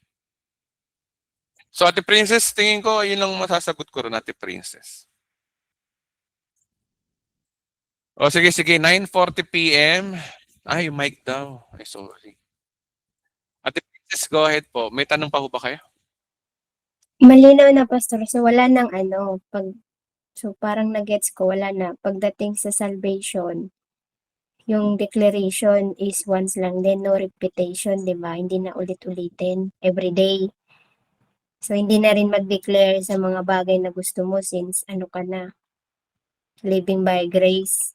Malinaw, Pastor. Yun lang. Salamat. Salamat po. Salamat po. Okay, 9:41 p.m. Patuloy po tayo sa mga... Ako po, pwede magtanong, Pastor Edwin. Sige, si Christian Farinas. Go ahead, Christian. Go ahead po. Ayun, good evening po, Pastor. May tatanong Hello. lang po ako. Apo. Ang katanungan ko po ay ganito. Kung ikaw po ba'y nanampalataya na po kay Jesus, tinanggap mo na siyang Lord and Savior, pero may nagagawa ka pa rin pong kasalanan, ano po ba yun? Matatawag po ba na half Christian o hindi talaga Christian? Kasi dun sa CCF, ang sinasabi nila sa akin, Kapag ikay nakakagawa pa rin din daw ng kasalanan, hindi ka daw talaga tunay pang Kristiyano. Kung baga 50-50 ka pa daw. Ano Mm. po bang masasabi niyo po sa ganung pananaw nila? Kapatid, wag ka nga huminga. Subukan mo nga. Dito, Opo. hindi to joke ha. Huwag kang huminga. Kaya mo. Opo. Kaya mo wag huminga. Ay, hindi po. Siyempre, mamamatay ka pag di ka na huminga. Bakit hindi ka pwedeng pigilan ng paghinga? Dahil, ano? Pag Dahil di ka what? na po huminga, mamamatay ka na po eh. Di ba? Ah, oh, tama. Pero ang tanong ko dito, natural ba sa taong huminga? Natural po. Okay, natural. So, ganun din ang pagkakasala ng tao. Ang tao, natural na nagkakasala. Basa tayo Opo. Romans chapter 5, verse 4.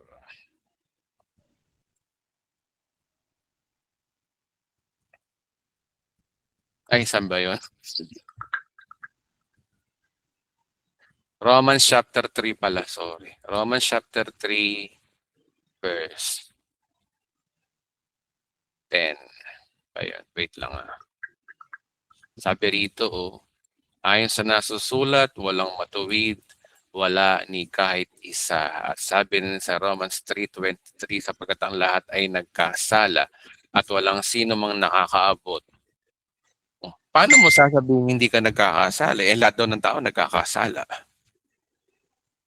Kasi po ang lagi ko po kasing pag yung nagkakaroon po kami ng mga D group o kung yung mga meetings po namin, lagi kami parang nagkakamustahan tapos tatanungin nila kung ano yung nagagawa mo. Ako kasi, hindi naman po ako nagsisinungaling sa kanila. Ang nasasabi ko pa rin lagi pag may mga D group meetings kami, nakakapagmura-mura pa rin ako pag yung nagugulat ako. Tapos, yun nga, yung tumataya-taya sa mga ano bang tawag nito, sa mga bingguhan, sa mga slots, tapos yung mga napapanalo ko, yun ang pinang-aabuloy ko at saka pinantutulong ko doon sa mga kapatid din namin na nagkakasakit. Yung mga ganun po ba? Kasi, Kaso may iba po kaming mga yung mga leader o yung para mga elder, parang sinasabi nila masama daw yun, parang abomination daw yung ginagawa ko, parang kasuklam-suklam daw yun dahil galing daw sa masama yung binibigay ko. Pero nung tinanong ko naman yung mismong pastor ng CCF, hindi naman daw masama daw yung ginagawa ko dahil cheerful giver ako. Kaso paano yun? Yung mga ibang kapatid, yun naman na sinasabi, yung kabaliktaran naman na hindi naman daw masama.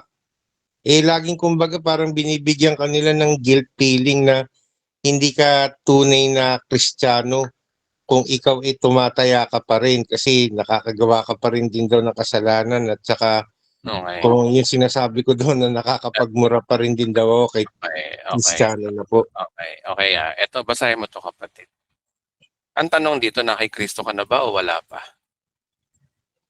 Nakikristo na po nung sinabi niyo po na sumabay na manampalataya nga po yung kasi matagal na po ako nakikinig sa inyo, may 4 years na rin din po Okay. Naumpisahan ko yung simula po ninyo dyan sa The Bride of Christ TV sa YouTube.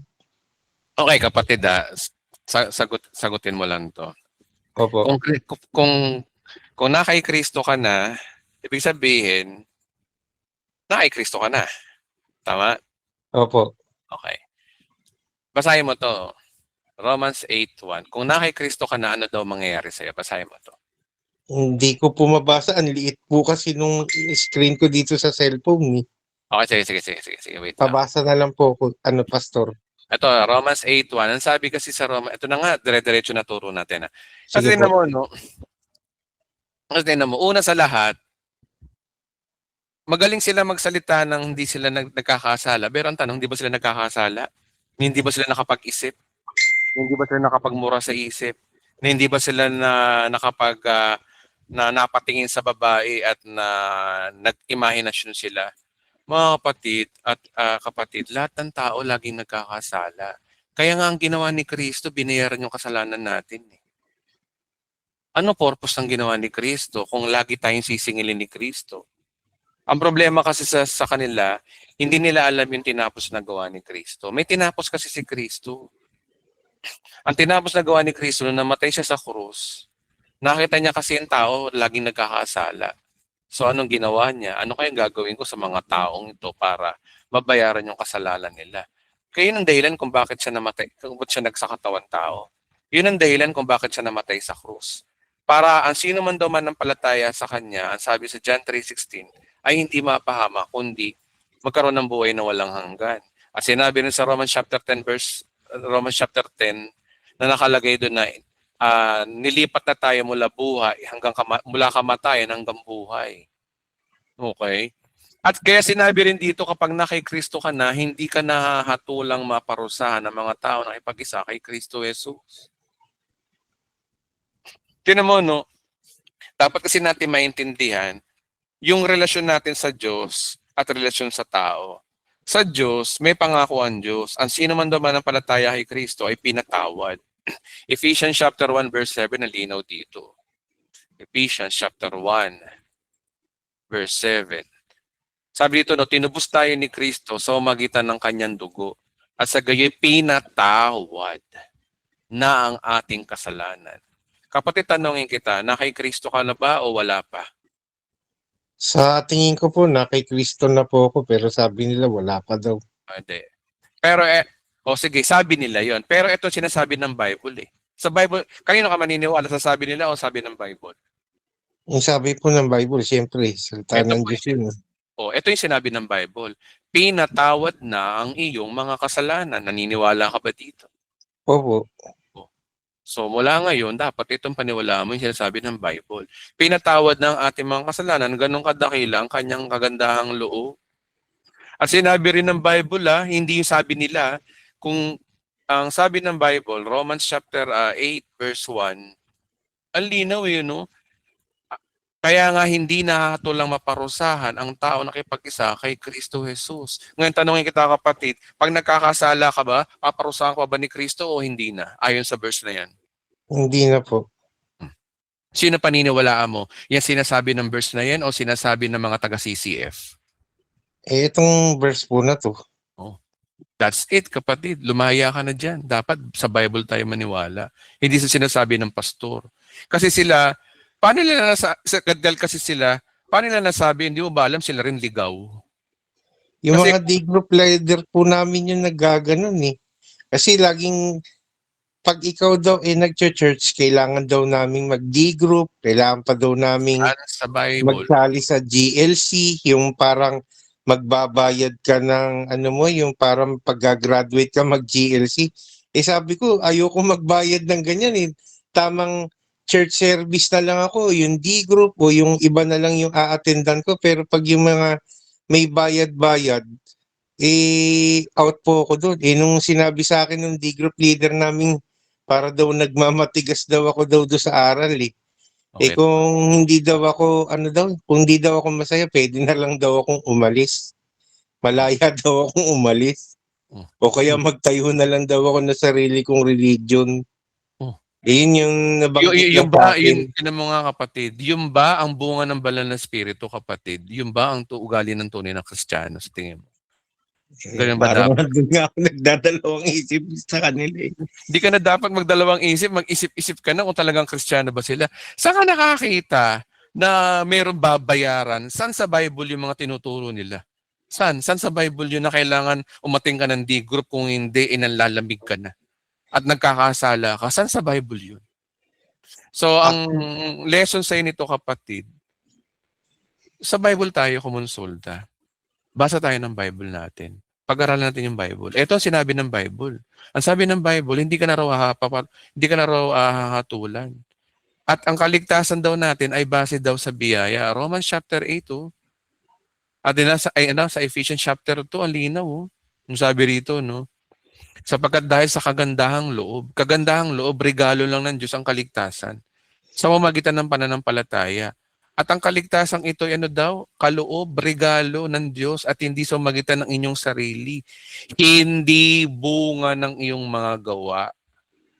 Tapos ang tinuturo ng mga ka-D-group mo, nalawawala ka na daw dahil kulang daw sa gawa. Tapos bandang huli, lumalabas yung totoong nasa puso nila, pera-pera pala.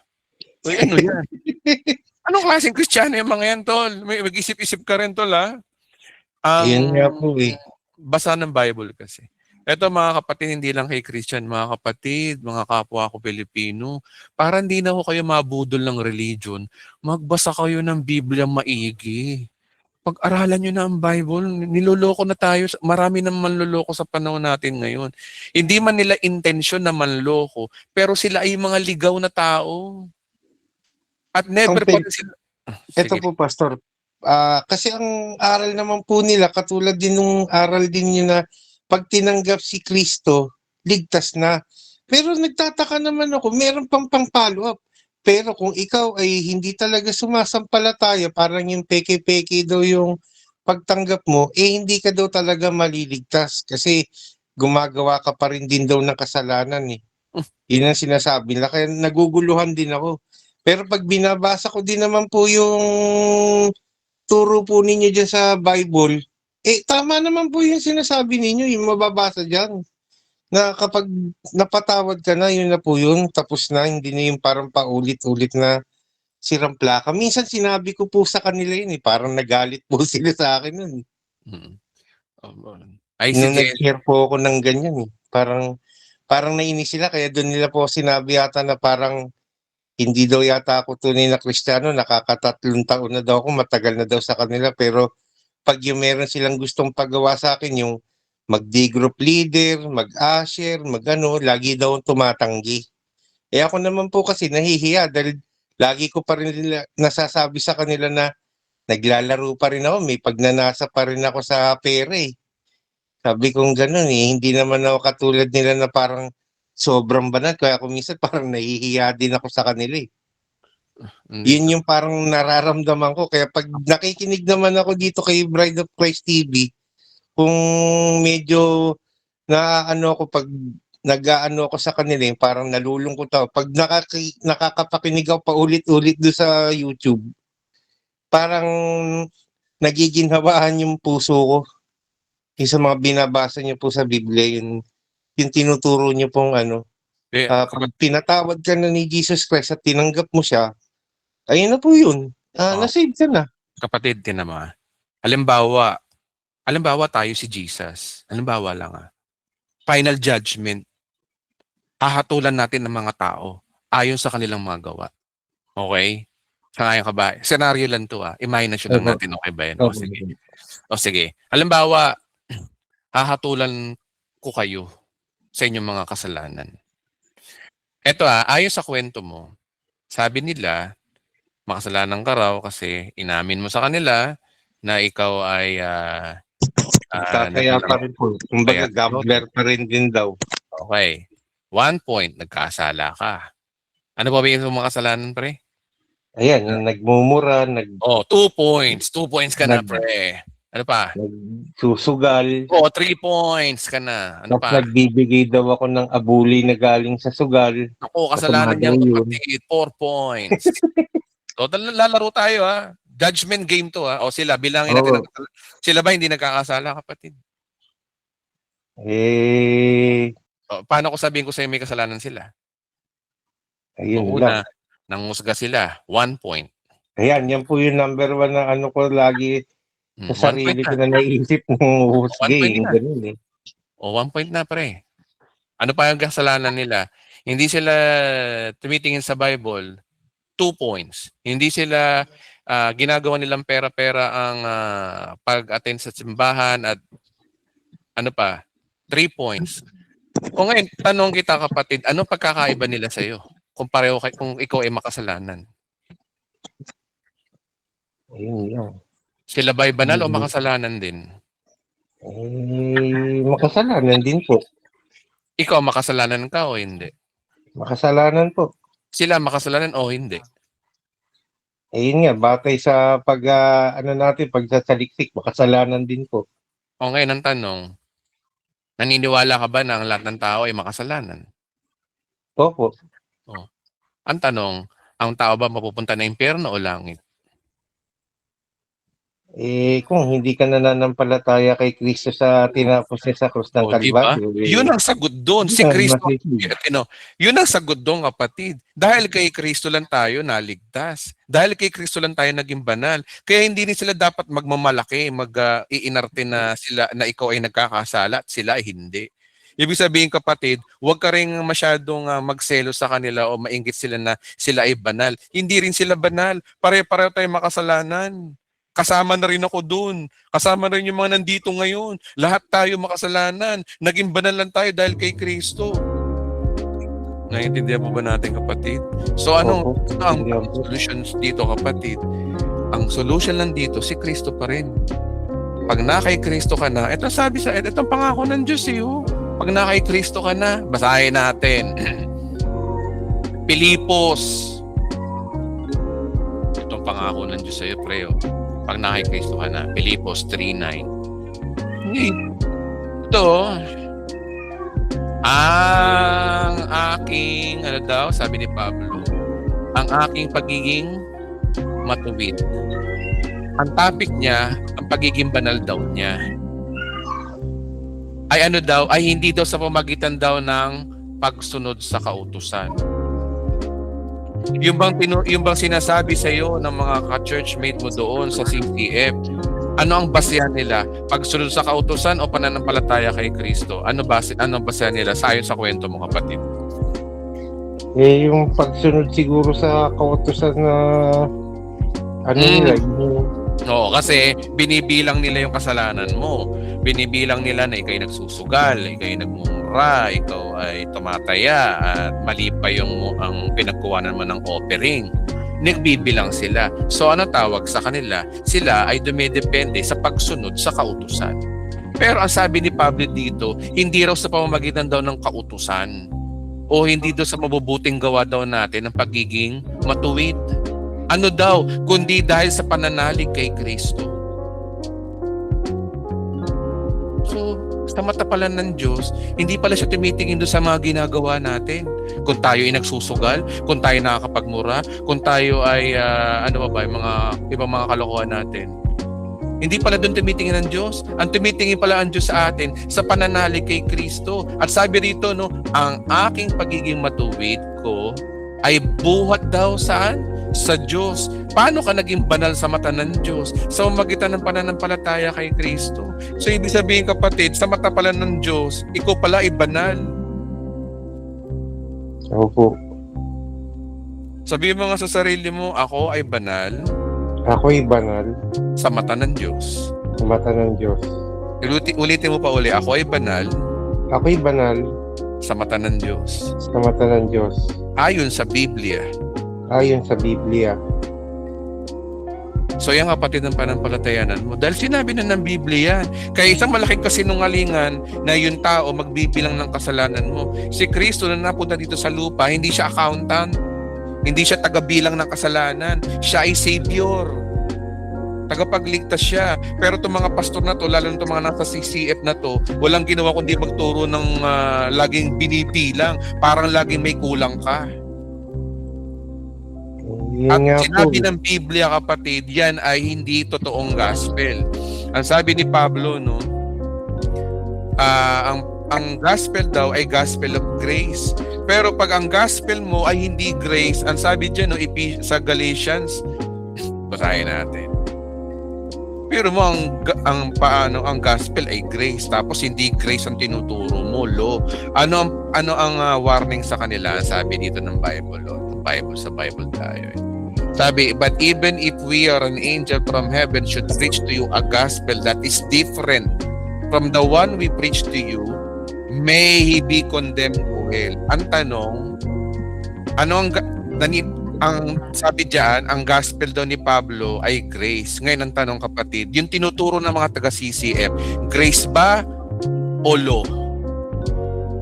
Parang pinaghalo nilang grace at law, tapos bandang huli magiging loko-loko ka na nga.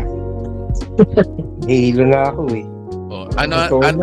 Ano daw mangyayari daw sa kanila ayon sa verse na to? Saan daw sila mapupunta? Ang sabi? May he be, yung Bible may sabi, condemned to hell. Patay. So, delikado yung ginagawa nila. Ibig sabihin, kapatid, mas delikado sila kasa sa iyo na umaamin ka ng kasalanan na sila na hindi umaamin ng kasalanan na mali pala yung gospel na tinuturo. Alam niyo, kapatid, ang pagbabago ng... Ito pa kapatid, no? Ang pagbabago ng ugali, hindi doon nadadaan ng kaligtasan. Ang kaligtasan ay pananampalataya kay Kristo. Ngayon, kapag tapos mo maligtas, ang pagbabago ng ugali ay kasunod. Dahan-dahan yun.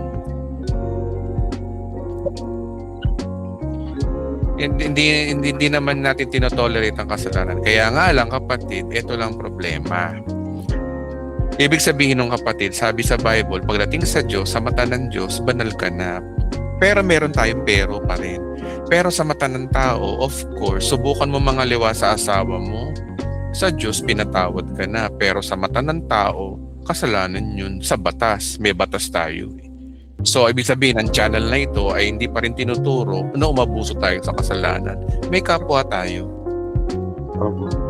Okay? So, ang hinahati lang natin, rightly dividing the scripture. Sa mata ng Diyos, huwag ka na mag-alala sa Kanya. Kapag na kay Kristo ka na, pinatawad ka na. Ang poproblemahin mo na lang yung kapwa mo. Ang poproblemahin mo na lang kung paano ka sumunod sa batas. So, ibig sabihin, mapipilitan ka pa rin gumawa ng tama at umiwas sa kasalanan dahil sa batas ng tao, hindi dahil sa Diyos. Naiintindihan mo, kapatid? Opo. Intindihan ko po. Okay. Mag-drive ka, beating the red light. Ang tanong, kanino ka nagkasala? Sa batas ng tao o sa Diyos? Sa batas ng tao po. Amen. Wala nang kinalaman ng Diyos dun. Beating the red light. Halimbawa ay falsification of record sa opisina mo. Nag-falsify ka ng record, di mo sinasadya. Ang tanong, kanino ka nagkasala? Sa Diyos o sa opisina mo?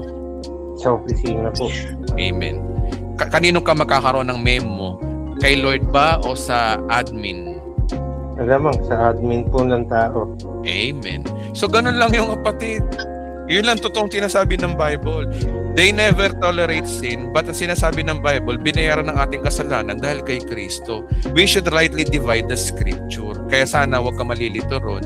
Alamin mo kung ano yung relasyon mo, ano yung tayo mo sa Diyos, alamin mo yung tayo mo sa tao. Kaya tama yung sinasabi nila, nagkakasala ka, pero hindi sa Diyos. Pag na kay Kristo ka na, nagkakasala ka sa tao. Pero sa mata ng Diyos, kapag nakikristo ka na, wala na, binayaran na yun. Namatay nga yung Diyos na yun, nagsakatawan tao para mamatay sa krus, para bayaran ng kasalanan natin. Tapos iisipin natin, sisingilin pa tayo ng Diyos. Hindi na. Romans 8:1 nga nakalagay, there's no condemnation. Tapos may condemnation tayo sa Diyos. So, yun lang kapatid na masasagot ko sa tanong. Sana makalaya ka ng pagulong. Maraming salamat po, Pastor Edwin. Thank you. Nakapagtanong po ako ng galito po sa inyo. Salamat po. Nais ng Diyos na malaya tayo kasi sabi sa Galatians chapter 5 verse 1, pinalaya tayo ni Kristo. Ang mensahe po ng biyaya ay mapagpalaya po. Pag ang mensahe ng pastor ay puno ng takot, condemnation, galit at puro guiltiness, hindi po galit yan. Pag ang mensahe po na nangangaral ay puro kalayaan, yan po ang tunay na gospel kasi ang gospel po talaga ay mapagpalaya. Ang biyaya po talaga ay mapagpalaya. Amen ba kapatid? Amen. Okay. Salamat po kapatid. Salamat po, Pastor. Salamat po. Okay, salamat. Maraming salamat po sa mga nanood ngayong gabi. Palakpakan natin si Lord. Amen. So again, sa ngalan po ng The Bride of Christ TV, ako po si Pastor Edwin. Magandang gabi po sa ating lahat. Pansamantalang putulin po muna natin ang ating pag-aaral ngayon. Maraming salamat po. Thank you, Pastor. Good